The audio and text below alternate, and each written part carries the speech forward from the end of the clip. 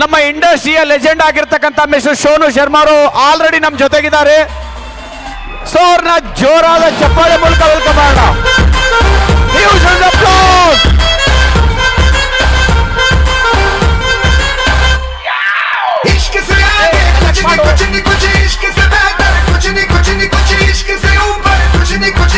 इश्क बिना कुछ नहीं, इश्क से ऊंचा, इश्क से बढ़कर, इश्क से अच्छा, इश्क बिना हम कुछ नहीं. चाहे जो आए अपने कल्चर की है. ದಯಮಾಡಿ ಎಲ್ಲರೂ ಕೂಡ स्वैग से करेंगे सबका स्वागत. ದಯಮಾಡಿ ಚೇರ್ ಮೇಲೆ ಕೂತ್ಕೊಳ್ಳಿ. ದಯಮಾಡಿ ಎಲ್ಲರೂ ಕೂಡ ಚೇರ್ ಮೇಲೆ ಕೂತ್ಕೊಳ್ಳಿ. इंसान जग में जब तक इश्क सदा, ದಯಮಾಡಿ ಎಲ್ಲರೂ ಕೂಡ ಕೂತ್ಕೊಳ್ಳಿ. ದಯಮಾಡಿ ಎಲ್ಲರೂ ಕೂಡ ಕೂತ್ಕೊಳ್ಳಿ. अपने कल्चर की है आदत. स्वैग से करेंगे सबका स्वागत. ಆ ಕಡೆ ಈ ಕಡೆ ಬರೋದು ಬೇಡ. ನಿಮ್ಮ ನಿಮ್ಮ ಪ್ಲೇಸ್ ಅಲ್ಲಿ ದಯಮಾಡಿ ಕೂತ್ಕೊಳ್ಳಿ. ನಿಮ್ಮ ಪ್ಲೇಸ್ ಇಂದ ಎದ್ದು ಬಂದ್ರಿ ಅನ್ಕೊ. का दरिया है बहता, डूब जा तुझसे है कहता, अब मेरी बाहों में आके लो.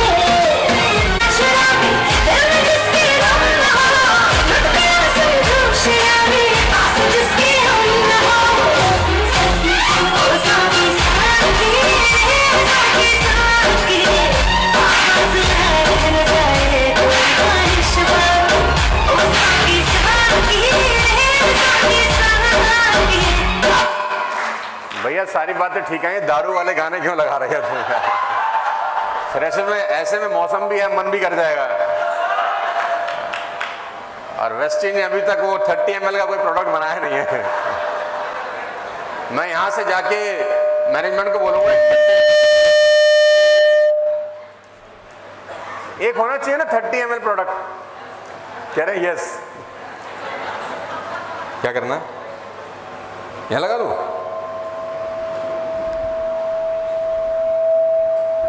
ठीक है.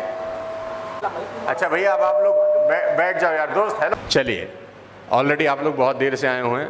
मैं भी सवेरे कोई 4 बजे का निकला हूं अपने घर से और आपसे मिलने के लिए यहाँ पर आया इतनी दूर.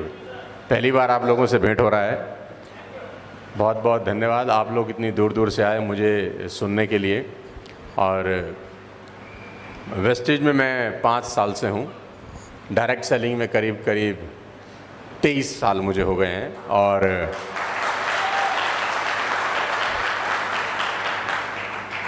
इतना पुराना चलने वाला प्रोडक्ट बहुत कम मिलता है एमएलएम में, है ना. कुछ साल के बाद लोग वो हो जाता है, स्क्रैप हो जाते हैं. नहीं तो मैं अभी तक चल रहा हूँ, भगवान का बड़ा शुक्र है. सो आज के इस प्रोग्राम में मैं कुछ स्लाइड्स आपके लिए लाया हूँ और मैं चाहूँगा कि हम स्लाइड्स पे भी आगे बढ़ते रहें और साथ साथ मैं आपको अपनी लाइफ का एक्सपीरियंस बताता रहूँ. मेरी बस रिक्वेस्ट छोटी सी ये है कि जिन लोगों के हाथ में मोबाइल फ़ोन है उसको नीचे रख दें.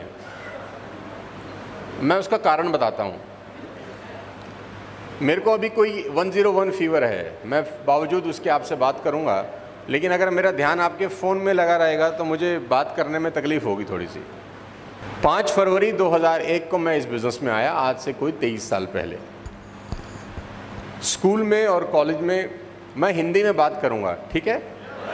बहुत साधारण सरल भाषा में बात करेंगे, समझ में आएगी जो आपको. 98 मैंने अपना ग्रेजुएशन कंप्लीट किया.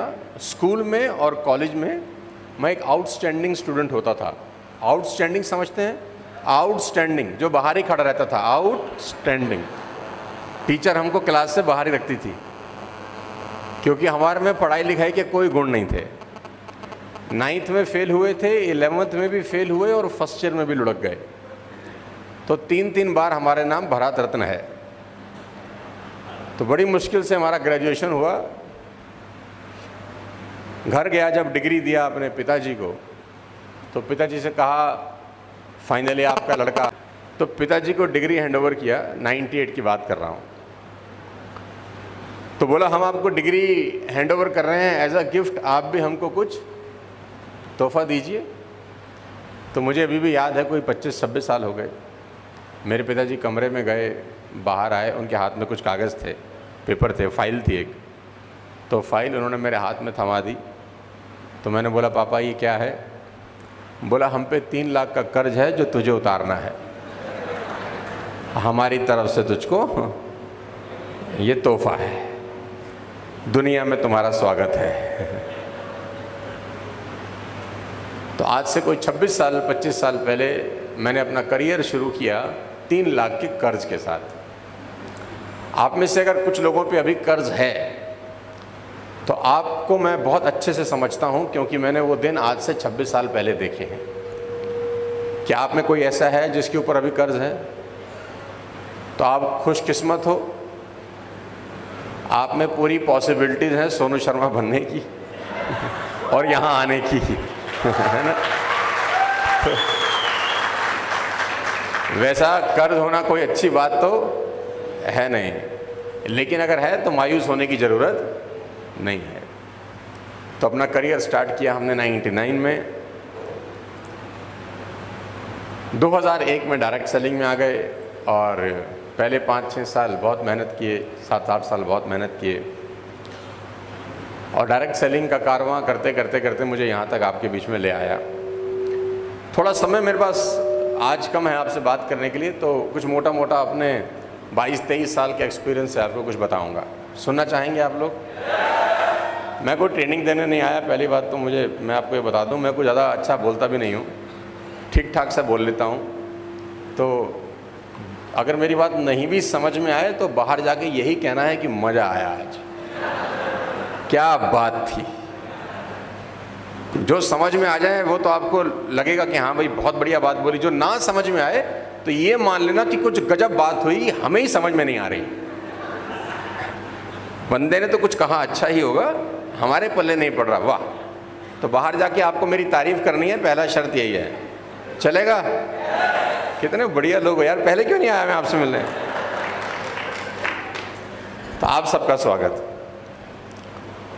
मैं आपकी स्क्रीन के ऊपर कुछ लिख रहा हूं, मैं चाहता हूं आप इसको जोर से पढ़ें, सब लोग पढ़ें।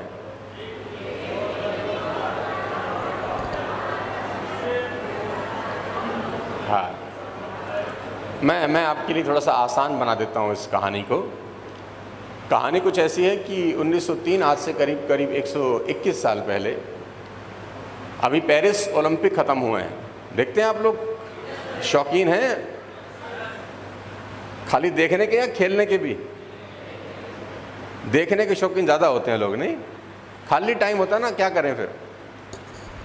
तो 1903 के अंदर आज से 121 साल पहले ब्रिटिश ओलंपिक टीम के कोच थे हैरी एंड्रयूज़, जिसने कहा था कि कोई भी इंसान इतना ताकतवर कभी नहीं हो सकता कि 1 मील की जर्नी को 4 मिनट से पहले कंप्लीट कर सके। बात समझ आ रही है आपको? कि कोई भी इंसान इतना ताकतवर कभी नहीं हो सकता कि 1 मील की जर्नी को 4 मिनट से पहले कंप्लीट कर सके। लेकिन इस मिथ को रॉजर बैनिस्टर ने 1956 में तोड़ दिया। करीब करीब 53 साल इस आदमी की बात बिल्कुल सही रही, लेकिन जैसे 1956 आया रॉजर बैनिस्टर निकल के आते हैं और 53 साल पुराने एक अंधविश्वास को तोड़ देते हैं कि नहीं, ऐसा भी हो सकता है कि कोई इंसान इतना ताकतवर हो जाए कि वो 1 मील की यात्रा 4 मिनट से पहले कंप्लीट कर सके। मैं ये कुछ आपको एग्जाम्पल देना चाहता हूँ जिससे मैं अपनी बात शुरू कर सकूँगा कि इस दुनिया में असंभव नाम का कोई शब्द नहीं मिलता। जिस चीज़ को कुछ लोग असंभव बोलते थे, कुछ मेरे जैसे बेवकूफ़ लोगों ने उसको पॉसिबल बना दिया। मेरे जैसे कुछ बेवकूफ़ लोग आते हैं और उसको पॉसिबल बना देते हैं। और जो लोग मेरी बात नहीं मान के अभी भी मोबाइल का इस्तेमाल कर रहे हैं, मैं उनको श्राप देने वाला हूँ। मोबाइल से मुझे शूट मत करो मेरे दोस्त। मोबाइल की मेमोरी भरने के लिए पूरी ज़िंदगी पड़ी है, अभी यहाँ का मेमोरी फिल करने का समय है। ये मौके बार बार नहीं मिलते हैं। अगर आपको ऐसा लगता है कि आपका और मेरा आखिरी मुलाकात है, फिर तो मोबाइल से शूट कर लो। लेकिन आपको लगता है कि हम इतने बड़े बन जाएंगे वेस्टेज में कि सोनू सर से तो हमारा भेंट रेगुलर होता रहेगा, तो फिर शूट मत करो। ध्यान से मेरी बात सुन लो यार। क्या लगता है पहला आखिरी मुलाकात होना चाहिए? ये मुलाकातें तो बार बार होनी चाहिए ना यार। तो अगर मैं जो सिखा रहा हूँ आप सीखेंगे ही नहीं, तो ये आखिरी मुलाकात ही होगी हमारी और आपकी। मोबाइल को शूट मत करें। ब्राह्मण आदमी श्राप दे दूंगा, घर में बच्चे पैदा होने बंद हो जाएंगे। हाँ आता है मुझे टूना टोटका। तो मैं कुछ इम्पॉसिबल से उदाहरण से आपको शुरू करना चाहता हूँ। डॉक्टर लीडी फॉरेस्ट एक बहुत बड़े साइंटिस्ट हुए।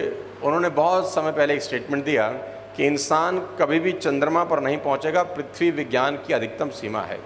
यानी जो धरती का सरफेस है, इससे ऊपर इंसान कभी नहीं जा सकता। और जो ये आदमी ऐसी बात बोल रहे थे, ये दुनिया के सबसे खतरनाक वैज्ञानिकों में से एक थे, लेकिन किसी बेवकूफ़ ने इनकी बात सुनी नहीं, समझी नहीं, और 1969 में नील आर्मस्ट्रांग अपना बस्ता लेकर चांद पर जा पहुंचा।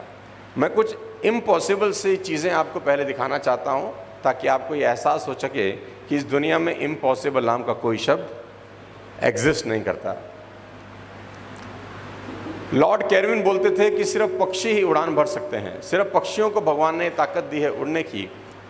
हम कोई भी मशीन का हवा को पार कर जाना करीब करीब नामुमकिन है, पॉसिबल ही नहीं है। लेकिन कुछ दो सन की भाई थे जो साइकिल के स्पेयर पार्ट की दुकान चलाते थे, इन्होंने जहाज में कन्वर्ट कर दिया। साइकिल का स्पेयर पार्ट, ठीक, साइकिल के पंचर लगाया करते थे दो भाई, जहाज बना दिया उन दो लोगों ने। अनपढ़, ना ज़्यादा पढ़े लिखे थे ना ज़्यादा समझ थी, लेकिन बहुत बड़े बड़े साइंटिस्ट बोलते थे कि मशीन कभी भी हवा में उड़ नहीं सकती। इन्होंने कहा था हम करके दिखा देंगे। मैं आपकी स्क्रीन पर कुछ एग्जाम्पल दिखाना चाहता हूँ फ्रैंकलिन रूजवेल्ट का। आप देखिएगा, शानदार तस्वीर होगी इस आदमी की। आपको देखकर कैसे लगता है? आपको लगता होगा बहुत शानदार आदमी है। ये अमेरिका के राष्ट्रपति थे। क्या बात है, बहुत सारे लोग राष्ट्रपति होते हैं, इनमें ऐसी क्या खास बात है? इनमें खास बात यह है कि इनको पोलियो था।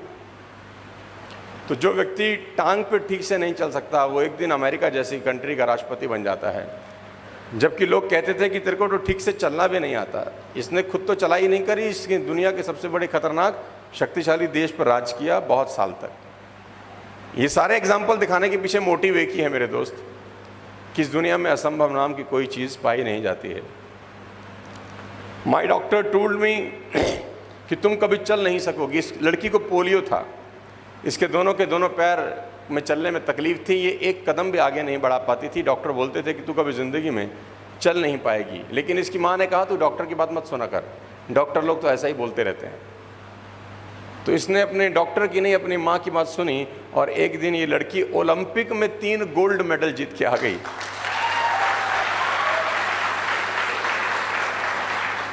और वो भी दौड़ में। जिस लड़की को डॉक्टर बोलता था कि तू चल भी नहीं सकती, वो ओलंपिक में गोल्ड ले आती है। ऐसे कम से कम 100, 200, 500 एग्जाम्पल मैं भी और दिखा सकता हूँ, लेकिन टाइम नहीं है। मोटा मोटा आपको ये समझाना चाहता हूँ कि इस दुनिया में इम्पॉसिबल नाम की कोई शब्द एग्जिस्ट नहीं करता। अगर कोई आदमी आपसे कभी भी ये कह दे कि ये काम तेरे बस का नहीं है, ये तुझसे होगा नहीं, तो आपको 2 शब्दों का इस्तेमाल करना है हमेशा। बता दूं? 2 शब्द याद कर लेना। अगर कोई बोले तुम्हारे से होगा नहीं, तुम्हारे बस की नहीं है, ये फालतू फंड का नाटक है, 2 शब्द बोलना है और ठोक के बोलना है उसको, चाहे वो घर वाला हो, चाहे बाहर वाला हो, चाहे दोस्त हो, चाहे रिश्तेदार हो। सुनना चाहते हैं वो 2 शब्द? Shut up. क्या बोलने का है? एक बार और जोर से बोलने का है। एक बार और जोर से बोलने। आज के बाद कोई बोले ना तुम्हारे से काम होगा नहीं, क्या बोलने का है? बोल तू अपनी बात कर, हम तो कर ही लेंगे कुछ ना कुछ। आज के बाद कभी किसी के मुंह से ये शब्द सुनना नहीं, जवाब दे के उठना वहाँ से। और वो जवाब 2 ही शब्द हैं। मैंने बहुत लोगों को कहा है, इसलिए मुझे आपको बताते हुए खुशी होती है। बीथोवन ना सुन सकते थे, ना बोल सकते थे, दुनिया के सबसे महान चित्रकार, महान पेंटर बने। ना जिस व्यक्ति को सुनाई देता हो, ना बोल सकता हो, क्या आप अंदाज़ा लगा सकते हैं कि वो बहुत बड़ा संगीतकार बनेगा? जो कि बने। जन्म से अंधा व्यक्ति दुनिया के सबसे खतरनाक संगीतकार में से एक बना, जिनको नज़र नहीं आता था, जो देख नहीं सकते थे। यहाँ तो सब लोग ऐसे हैं जिनका हाथ पैर शरीर सब बढ़िया से काम करता होगा यार, कम ऑन। तो अगर ये लोग दुनिया में टॉप पे पहुंच गए, तो मुझे नहीं लगता कि कोई कारण है मैं और आप नहीं पहुंच सकते। दोस्त, इन एग्जाम्पल्स की बाढ़ है, लेकिन समय थोड़ा सा इजाज़त नहीं देता।